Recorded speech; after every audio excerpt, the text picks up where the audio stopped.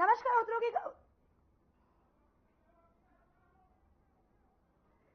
उत्तराखंड की खबरों में आपका स्वागत है। मैं हूं आपके साथ अनुष्का सिंह।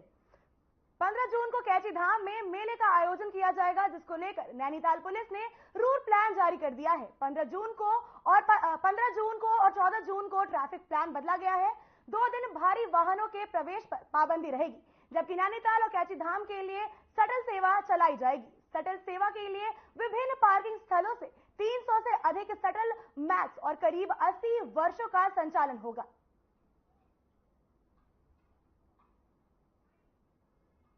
ये 15 जून को कैची धाम के मेले के परिप्रेक्ष्य में पुलिस द्वारा अपनी पूरी तैयारियां कर ली गई हैं, जिसमें 14 जून की दोपहर 2 बजे के बाद से कोई भी वाहन, मोटरसाइकिल, किसी भी प्रकार का वाहन कैची धाम मंदिर की तरफ प्रवेश नहीं करेगा। हमारे द्वारा पूरे क्षेत्र में 14 पार्किंग्स आइडेंटिफाई की गई हैं, जहां पर हमारे द्वारा 4 व्हीलर को और 2 व्हीलर को पार्क कराया जाएगा और पार्किंग में पानी की, टॉयलेट की सारी सुविधाएं कराने की कोशिश की गई है, कराई गई हैं, ताकि जो हमारे श्रद्धालु हैं उनको किसी प्रकार की समस्या का सामना ना करना पड़े।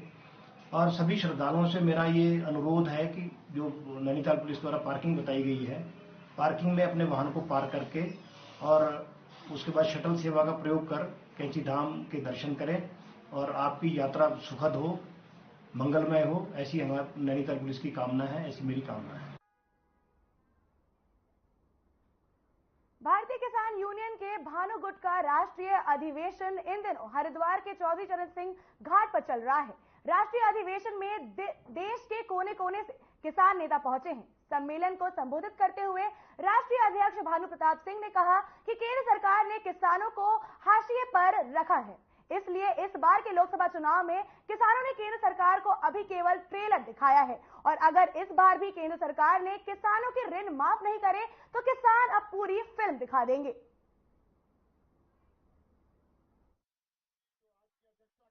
ऐसा है, हरिद्वार है, उत्तराखंड है, गंगा महारानी है, मनसा देवी हैं, सबका आशीर्वाद हमारे ऊपर है और जो हमारी बात नहीं मानेगा राजनेता वो सत्ता में नहीं रह पाएगा, ये हमने करके दिखा दिया है। क्योंकि हमारी मांग थी किसान आयोग का गठन होना चाहिए, किसान आयोग का अध्यक्ष किसान होना चाहिए, किसान आयोग के सदस्य गन्ना का किसान, गेहूं का किसान, आलू का किसान, फलों के किसान, सब्जियों के किसान। हल्द्वानी में बीते 9 जून को जम्मू कश्मीर में वैष्णो देवी के दर्शन को जा रहे श्रद्धालुओं पे हुए आतंकी हमले के खिलाफ स्थानीय लोगों ने जोरदार विरोध प्रदर्शन किया। इस दौरान लोगों ने सिटी मजिस्ट्रेट के माध्यम से राष्ट्रपति को ज्ञापन सौंपते हुए आतंकवाद की घटना पर रोक लगाते हुए सभी आतंकियों को मौत की सजा दिए जाने की मांग की। इस दौरान लोगों ने कहा कि अगर इन आतंकियों को सख्त सजा नहीं दी गई तो आने वाले समय में धार्मिक यात्रा करना कठिन हो जाएगा।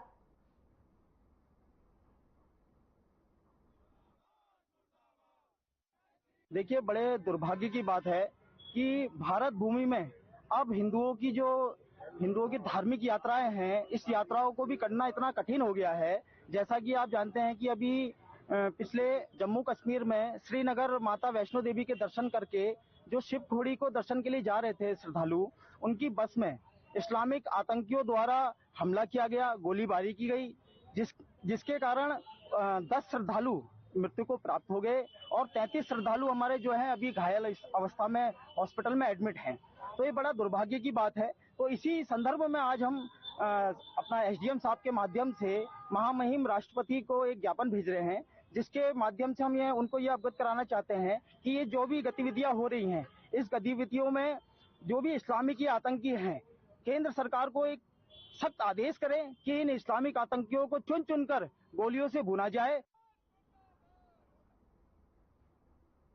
दिनेशपुर में चित्रकला का वर्कशॉप लगाया गया है, जिसमें क्षेत्र के छात्र छात्राओं ने वर्कशॉप में हिस्सा लिया, जिसका उद्देश्य था बच्चों को हमारे राज्य की संस्कृति कला को लेकर प्रेरित करना।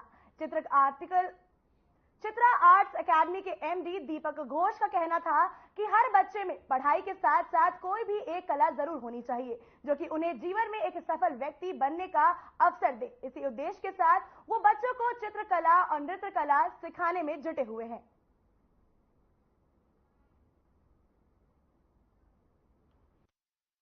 आज का हमारा जो मेन प्रोग्राम था वो था ऐपण, जो कि उत्तराखंड का लोक कला है। सो आज हमने एक फ्री वर्कशॉप रखा था जिसके द्वारा हम लोगों ने लोगों को उत्तराखंड का फोक आर्ट यानी ऐपण को सिखाने की एक पहल करी थी।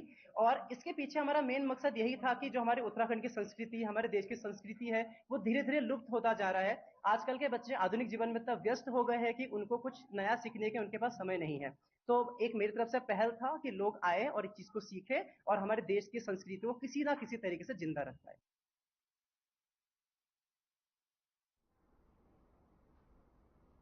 एक तरफ चिलचिलाती गर्मी और दूसरी ओर बढ़ती बिजली की मांग को लेकर अधिकार ऊर्जा निगम ने शहर के 3 उपकेंद्रों की क्षमता वृद्धि पर उन्हें अपग्रेड कर दिया है। ऊर्जा निगम के अध्यक्ष अभियंता नवीन मिश्रा ने बताया कि नगर और ग्रामीण खंड के 3 उपकेंद्रों की क्षमता वृद्धि करने का काम पूरा कर लिया गया है। 132 केवी उपकेंद्र काठ गोदाम में पावर ट्रांसप्लांट करने की क्षमता 10 एमवीए से बढ़ाकर 12.5 एमवीए कर दिया गया है, जिससे विद्युत आपूर्ति पहले से बेहतर होगी।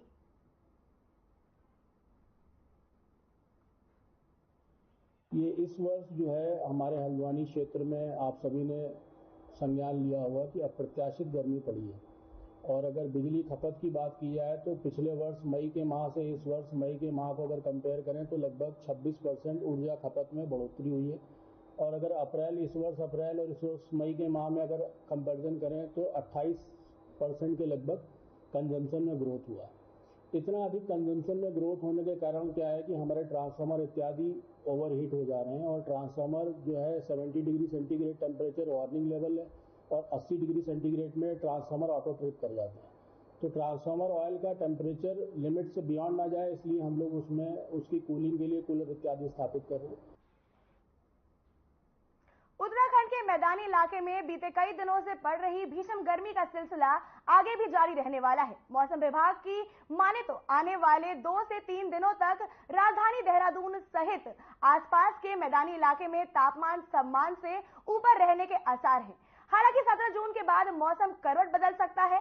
आपको बता दें कि पिछले कई दिनों से मैदानी इलाकों में तापमान 40 के पार पहुंच चुका है और आने वाले दिनों में तापमान सामान्य से ऊपर जा सकता है, जिससे मैदानी इलाके में पड़ रही भीषण गर्मी और परेशान कर सकती है। मौसम विभाग के निदेशक विक्रम सिंह ने कहा कि मैदानी इलाके में पिछले 4 दिनों से तापमान 40 के पार पहुंच चुका है, जिससे हीट वेव जैसी कंडीशन बनी हुई है।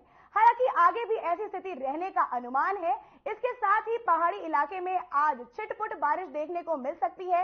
वहीं 17 जून से प्रदेश में हल्की सी मध्यम बारिश के आसार नजर आ रहे हैं, जिससे तापमान में गिरावट नजर आएंगे।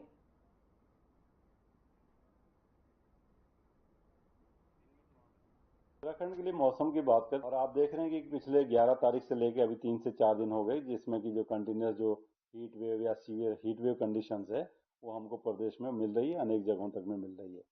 तापमान की अगर बात करें तो मैदानी क्षेत्रों में वो करीब जो 41 से 43 के बीच रह रहे हैं। इसी तरह हिल्स में देखें जो 2000 मीटर या उसके आसपास के क्षेत्र हैं तो वहाँ पर भी 30 से लेकर 32 तक जो 32 तक जो है 30 to 32 के बीच जो है वो टेम्परेचर मिल रहे हैं। तो ये स्थिति बनी हुई है, तो कंटिन्यूस है, 3 से 4 दिन हो गए हैं और आगे भी आज और कल इसके जो है 2 दिन अभी ऐसा लग रहा है कि ऐसी स्थिति बनी हुई रहेगी। तो आप ये कह सकते हैं जो हीट वेव कंडीशन है आज 14 में और कल 15 तक भी जो है रहने वाली है। लेकिन साथ में ये भी दिख रहा है कि जो थंडरस्टॉर्म एक्टिविटी है, रेन की एक्टिविटी है, अंदर के डिस्ट्रिक्ट में अब कुछ मिलनी शुरू हो जाएगी। बढ़ती गर्मी के बीच जंगलों में लग रही आग भी लोगों के लिए परेशानी बनी हुई है। इसी को लेकर जिला मजिस्ट्रेट विनीत तोमर ने बताया कि 13 जून को अल्मोड़ा में 8 व्यक्ति जंगल में लगी आग बुझाते समय आग की चपेट में आ गए, जिसमें 4 लोगों की मौके पर ही मौत हो गई और 4 गंभीर रूप से घायल हो गए। घायलों को 108 और निजी वाहन के माध्यम से बेस चिलचिलालम अल्मोड़ा ले जाया गया है और बाद में उन्हें हल्द्वानी रेफर किया गया।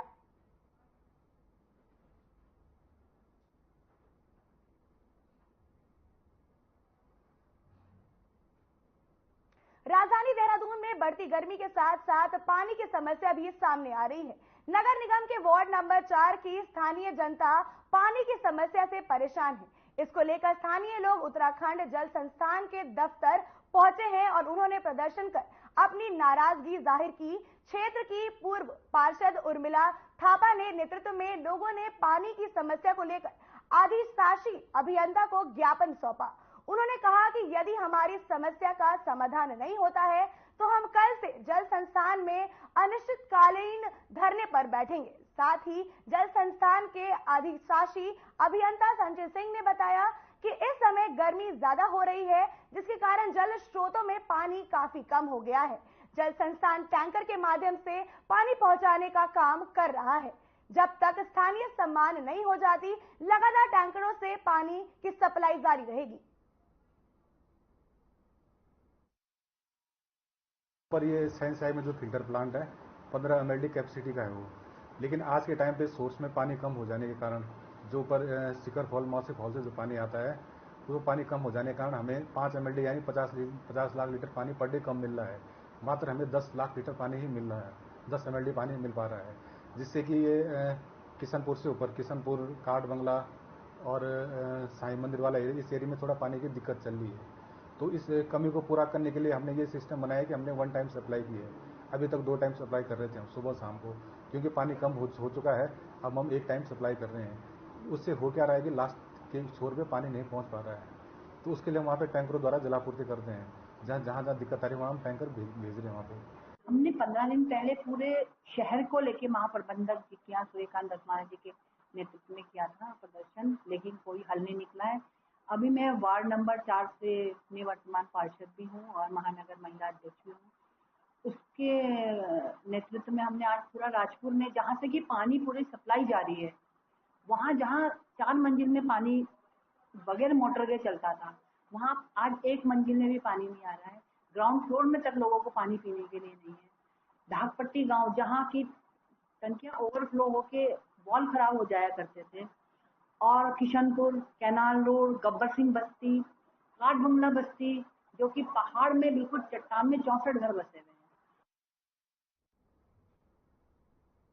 उत्तराखंड में खाली हुई 2 विधानसभा सीटों के लिए निर्वाचन आयोग ने चुनाव तारीखों का ऐलान कर दिया है। इन दोनों सीटों पर 10 जुलाई को वोटिंग होनी है, जबकि 13 जुलाई को नतीजे आने हैं। बद्रीनाथ और मंगलोर विधानसभा सीट खाली हुई है। मंगलोर विधानसभा बसपा विधायक सरवंत करीम के देहांत के बाद खाली हुई, जबकि बद्रीनाथ विधानसभा कांग्रेस विधायक राजेंद्र भंडारी के बीजेपी में शामिल होने के बाद खाली हुई थी। इन दोनों सीटों के लिए चुनाव तारीखें की घोषणा हो चुकी है। वहीं कांग्रेस प्रदेश महामंत्री नवीन जोशी ने कहा कि प्रदेश की 2 सीटों पर जो उपचुनाव होना है, उसमें प्रदेश की जनता ने कांग्रेस को जीत दिलाने का मन बना लिया है। जनता इस बार दोनों सीटों पर कांग्रेस की जीत दिलाएगी। चुनाव की तारीख आई है, हम उनका स्वागत करते हैं। राज्य की जनता ने कांग्रेस के ऊपर विश्वास किया है। बद्रीनाथ की अगर हम बात करें, वहां की जनता ने कांग्रेस विधायक को चुन के भेजा था। अब कांग्रेस के विधायक कांग्रेस छोड़ के चले गए हैं, लेकिन जो मतदाता हैं वो आज भी वही हैं। वो कांग्रेस छोड़ के नहीं गए, उन्होंने कांग्रेस के पक्ष में मतदान किया है। अभी जो मंगलौर की अगर हम बात करें, लोकसभा का चुनाव हुआ तो 25,000 वोटों से वहां से मंगलौर से उस विधानसभा से कांग्रेस जीती है। मॉनसून की दस्तक के संकेत को देखते हुए देहरादून नगर निगम अलर्ट मोड पर आ गया है, जिसे लेकर नगर निगम परिसर में आपदा कंट्रोल रूम लगाने की तैयारी की जा रही है। इस बात को लेकर देहरादून के मुख्य नगर स्वास्थ्य अधिकारी डॉक्टर अविनाश खन्ना ने कहा कि गत वर्षों के मुताबिक देखा जा रहा है कि लगभग 20 जून के बाद मॉनसून दस्तक दे सकता है, जिसकी तैयारी के लिए आपदा कंट्रोल रूम अगले 1 से 2 दिन में बनकर तैयार हो जाएगा। साथ ही उन्होंने कहा कि इसके लिए हम पब्लिक के लिए हेल्पलाइन नंबर भी निकालने और किसी भी जल भराव की परिस्थिति से बचाने के लिए हम आपदा कंट्रोल रूम के जरिए कार्रवाई करेंगे।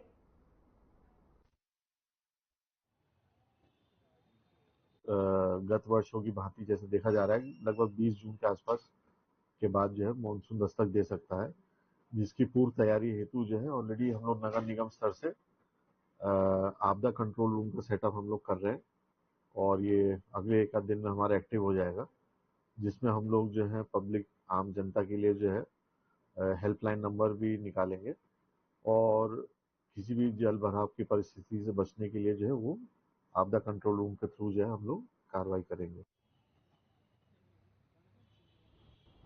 निकाय चुनाव को लेकर महानगर में कांग्रेस अपनी तैयारियों में लगी हुई है।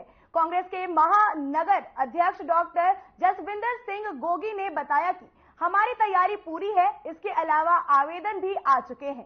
साथ ही उन्होंने कहा कि बीजेपी निकाय चुनाव से डरी सहमी नजर आ रही है। जैसे जैसे चुनाव की तिथि नजदीक आ रही है, वैसे ही बीजेपी उस चुनाव की तिथि को पीछे कर देती है। उन्होंने कहा कि सांसद आदेश के अनुसार सिर्फ और सिर्फ एक बार ही चुनाव को पोस्टपोन किया जा सकता है।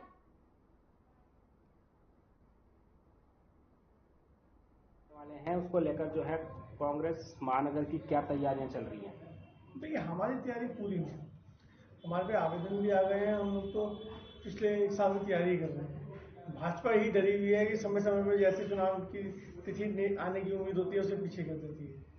और मुझे तो पहली बार लग रहा है कि जो शासनादेश जो एक्ट है उसके हिसाब से आप सिर्फ एक ही बार चुनाव को पोस्टपोन कर सकते हैं 6 महीने के लिए। लेकिन दोबारा से इन्होंने किस जियो या किस एक्ट का सहारा लिया है, हमें तो ये भी इसका पता नहीं है। और जो कि नियम मुझे लगता है गलत है। हमारी पूरी तैयारी है, ग्राउंड पे हम लोग पूरे एक्टिव हैं और हम लोग काम कर रहे हैं। और भाजपा ही डरी हुई है और जैसे ही उसके डेट अनाउंस होंगी हम लोग अपने हमारा वर्किंग होमवर्क पूरा और करें। बीजेपी ने बद्रीनाथ मंगलोर विधानसभा सीट पर उपचुनाव के लिए प्रत्याशी घोषित कर दिए हैं। बद्रीनाथ विधानसभा से निर्वर्तमान विधायक राजेंद्र भंडारी को प्रत्याशी बनाया गया है, तो मंगलोर विधानसभा सीट पर पूर्व मंत्री करतार सिंह भंडाना को मैदान में उतारा गया है। बता दें कि 10 जुलाई को दोनों विधानसभा सीटों पर मतदान होना है। करतार सिंह भंडाना और राजेंद्र भंडारी दोनों ही लोकसभा चुनाव के दरमियान बीजेपी में शामिल हुए थे।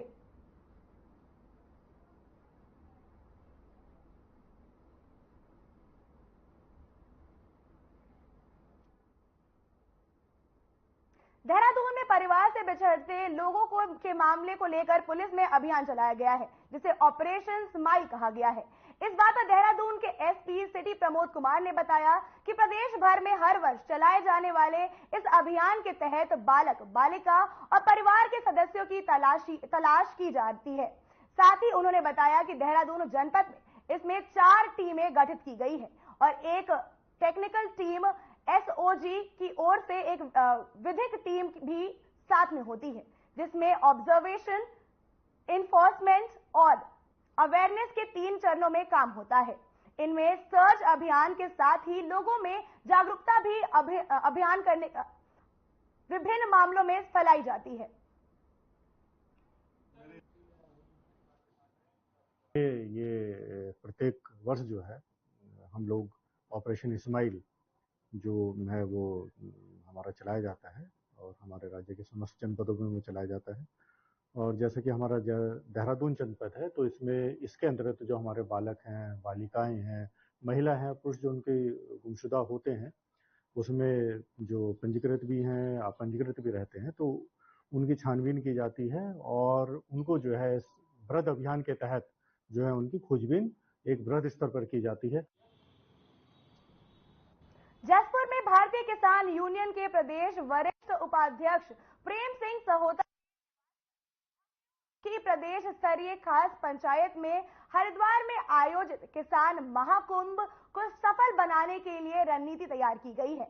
बैठक में वरिष्ठ उपाध्यक्ष प्रेम सिंह सहोता ने बताया कि हर वर्ष की भांति इस बार भी 17 और 18 जून को हरिद्वार में राष्ट्रीय स्तर के महाकुंभ का आयोजन किया जाएगा, जिसमें पूरे देश प्रदेश के किसानों के जनसभाओं पर सुनवाई की जाएगी और विचार किया जाएगा।